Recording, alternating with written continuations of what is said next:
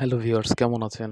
এত বেশি গরম পড়ছে কারেন্ট না থাকার কারণে তো বাইরে চলে আসছি। বিশাল গরম, বিশ্বাস করেন।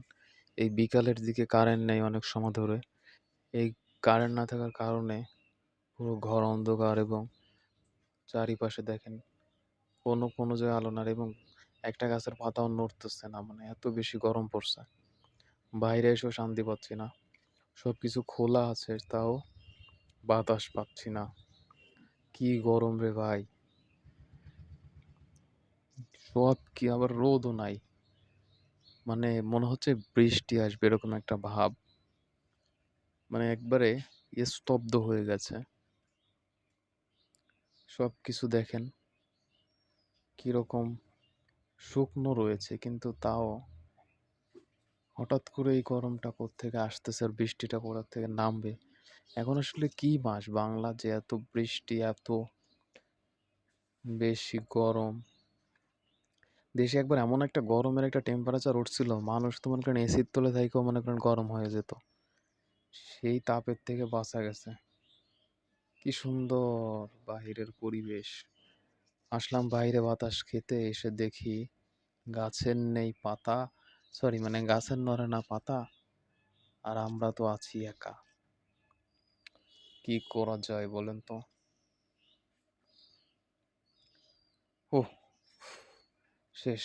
গরমের যন্ত্রণাটা অনেক বেশি কঠিন। হে ব্রো, যেটা বলবো, আপনি গরমের সময় কি করেন? একটা কথা বলবো, আমার চ্যানেল একটু সাবস্ক্রাইব করবেন ব্রো। একটু সাবস্ক্রাইব অথবা একটু লাইক যদি করতেন, আমি অনেক খুশি হতাম। ইয়েস, তো বাইরের পরিবেশটা অনেক বেশি নিস্তব্ধ হয়ে গেছে। পাতা পড়ছে অনেক। তো যতই গরম পড়ুক তাতে সমস্যা নাই।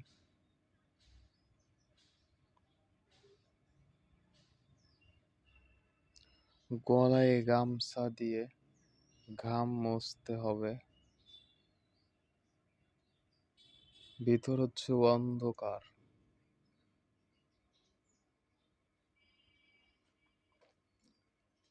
তো সবকিছুই ঠিক আছে মোটামুটি।